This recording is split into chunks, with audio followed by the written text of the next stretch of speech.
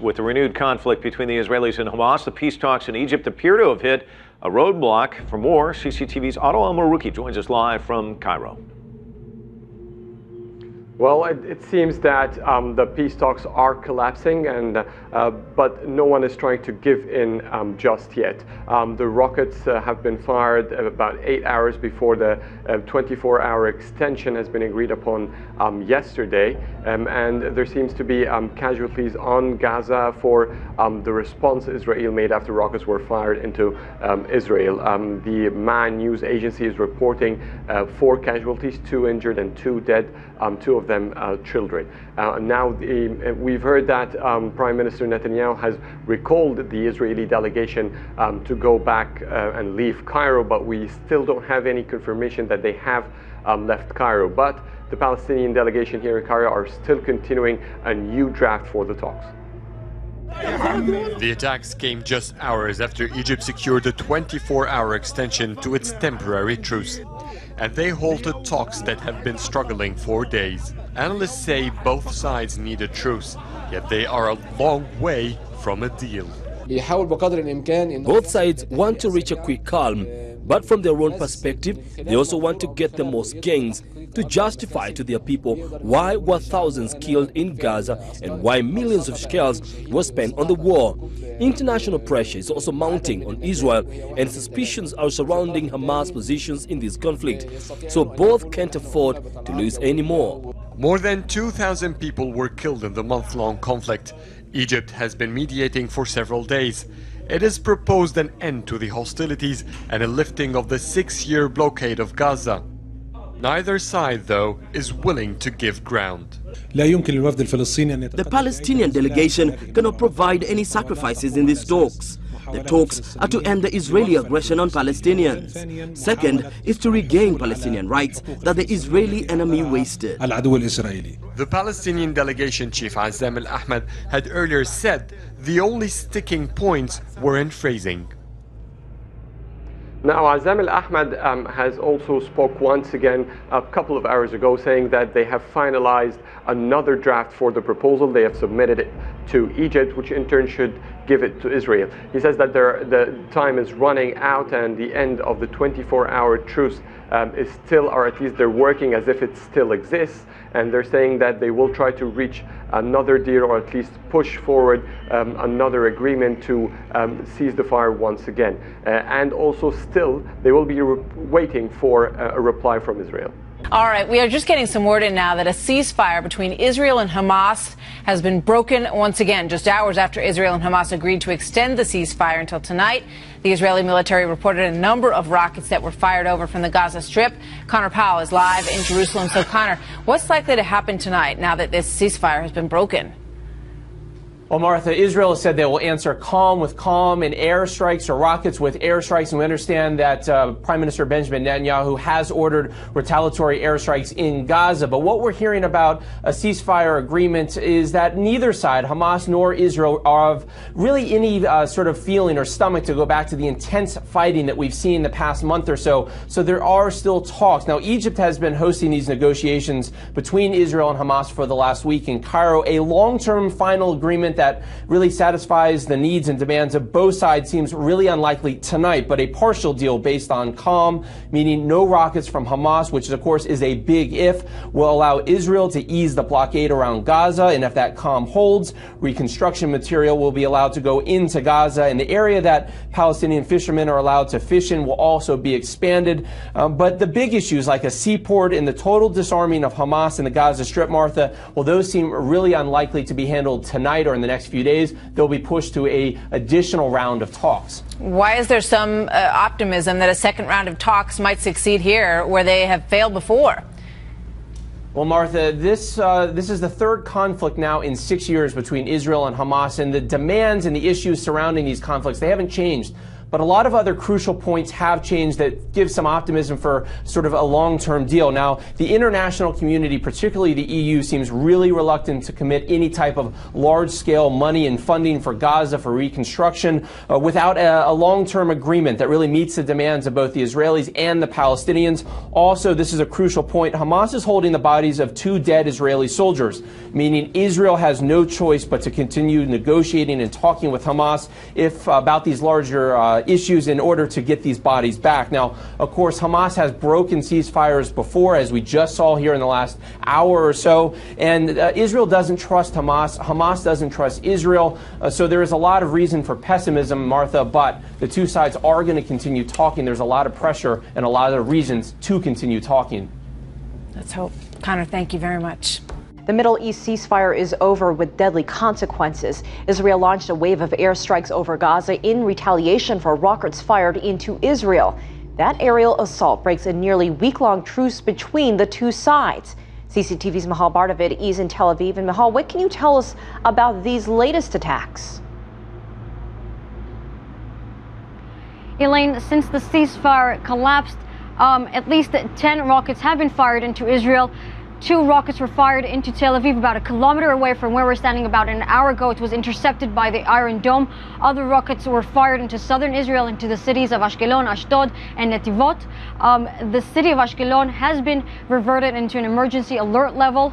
The beaches have shut down. The market has shut down. The municipality has called for the citizens to avoid large gatherings at the moment. Israel was fast to respond. At least 25 airstrikes took place since the rockets were first fired into Israel. Israel took at least 25 airstrikes into Gaza. The health ministry of Gaza has reported that at least 1 person was killed. A 5-year-old has been reported to have been killed, according to the health ministry. There are no reports of casualties on the Israeli side. There were signs that the ceasefire was going to collapse. Hamas spokesman had earlier stated that, and I quote him when I say, if Prime Minister Netanyahu does not understand from the language of politics in Cairo, then we will make him understand. This was the warning from Hamas. On the other hand, Prime Minister Netanyahu had visited a southern city yesterday and had called for the people of Israel to be patient, signaling that the operation might continue. Elaine? Now that the ceasefire has collapsed, what is the sentiment from the Israeli population there? Well, earlier there were findings from a recent poll that at least 58% of Israeli Jews supported the Israeli government continuing fighting until Hamas surrenders.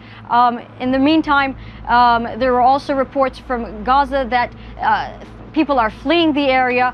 Of course, the devastation continues for the Palestinians there at the moment. There is a lack of power, a lack of water supply as well.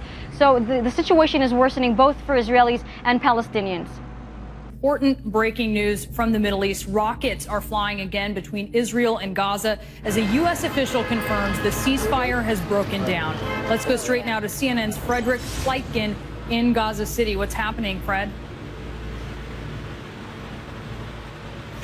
Well, Brianna, it seemed as though the negotiations were in a dead end for the better part of the day. They were set to expire at midnight local time anyway, so about 44 minutes ago. Now, what happened then is in the early evening hours, there was a barrage of rockets that was fired from Gaza towards Israel. It only took about 20 minutes for the Israeli Air Force to then respond. There were some airstrikes really all across the Gaza Strip. And then what happened was there was one massive strike in central Gaza City, not very far from our location here. We heard at least 4 major explosions. Those apparently took out a house in central Gaza. And after that, what we've seen is a barrage of rocket fire going from Gaza towards Israeli territory. The Qassam brigades, the armed wing of Hamas, say that they fired about 70 rockets. The Israel Defense Forces so far are confirming that at least 50 rockets have been fired towards Israeli territory, including the towns of Tel Aviv, Jerusalem, Beersheba, and Sderot, including some others as well. Some of those rockets have been shot down by the Iron Dome missile defense system. However, at this point in time, we are still hearing jets overhead. We're hearing drones overhead. So a ceasefire that the two parties, of course, were aiming for is something that seems a very remote possibility at this point in time. In fact, I just heard rockets go off just a couple of minutes before we went to air just now, Brianna. Things changing very quickly. Fred Pleitgen for us in Gaza City. Thank you. New troubles now for the latest ceasefire in the Middle East as Israel responds to rocket attacks launched from the Gaza Strip, which broke the truce just hours before it was set to expire. And that ceasefire violation forcing Israel to pull its delegation out of Cairo, where negotiations were underway to try and hammer out an end to this conflict. Connor Powell joining us now live from Jerusalem with the very latest on this story. Connor? Well, Uma, we've seen Hamas do this in the past. As the deadline nears for the end of a ceasefire, they fire rockets. As we understand, Israel has sent airstrikes into Gaza. But the calm seems to have been returned now. We aren't seeing a flurry of rockets back and forth. And no one is suggesting that we're going to return to the heavy fighting that we saw in previous weeks. And nobody's even suggesting that there still might not be some type of limited or partial agreement tonight or in the next day or so. Of course, Egypt has been hosting indirect talks between Israel and Hamas in recent days. There is still no word if a ceasefire agreement, a long-term one, would be a partial or a long-term one. Both Israel and Palestinian media seem to think that there could still be some type of deal, meaning if Hamas holds its fire, and that's a big if, of course, Israel will ease the blockade around Gaza, and if the calm holds, construction material will be allowed into Gaza. It sounds as if the big issues like a seaport for Gaza and the total disarming of Hamas and the Gaza Strip will be left out of any agreement in the near term and pushed to another round of talks. Skeptics, of course, say, well, if there's calm, why would either side return to talk? But the international community is pushing hard. They appear very reluctant to commit any type of money for reconstruction if there isn't a long-term agreement that really meets the needs and demands of both Israelis and Palestinians. And also, this is a key point, Hamas holds the bodies of 2 Israeli soldiers, meaning that Israel is still going to have to negotiate with Hamas on several points if they hope to get these bodies back. Both sides are not ruling out any more talks, but Israel is saying, as always, they will not negotiate under fire. Hamas saying that they're not going to negotiate if this blockade is not going to be lifted. So, Uma, what we're seeing right now is some negotiations, but it does appear that we may be back on track for talks. Whether or not those talks lead to anything, that's the really big question. Both sides exchanging fire here just in the last few hours, but we aren't seeing a return to the heavy fighting that we've seen for the last month or so, Uma. Well, that's the good news at least, but both sides, as you say, still remain far apart on their differences. Thank you very much for that update. For more on this latest setback in Gaza peace talks, we're joined by Michelle Dunn. She's Senior Associate of the Middle East Program at the Carnegie Endowment for International Peace here in Washington, D.C. Well, once again, we've seen another apparent step backwards in the peace talks. Are both sides still pretty much hung up on the same issues, would you say? We've seen a little bit of information leaking out from the talks in Cairo about what the hang-up might be. What we see from the Palestinian side is that they're pressing for some significant opening up of Gaza. For example, opening of the Gaza seaport. Not that that would necessarily be done immediately, but they're pressing for some sort of timeline. Like that would be discussed, for example, 1 month after the ceasefire actually took hold, whereas the Israelis apparently are unwilling to agree to that. From the Israeli side, they seem to have given up on their initial goal of complete demilitarization of Gaza, but they're still pressing for something, some kind of an, for example, international task force or something to be established. In order to prevent more weapons and construction materials that could be used to build weapons getting into Gaza in the future. Is there room for compromise? I mean, it seems like we keep lurching in one direction and then the other. It seems like 1 minute where people are encouraged, it looks like maybe there's a long-term deal, and then before you know it, things collapse again. It will probably not be a long-term deal. There will probably be some set of arrangements that will be short-term, and if it's like previous agreements, many of them will not actually be implemented in the end. But both sides, both the Israelis and Hamas, need to show that the sacrifices that they made were somehow worth it, that they got something out of it. So it's important to them, at least at the time that the ceasefire arrangement is announced, that it looks as though they accomplished something.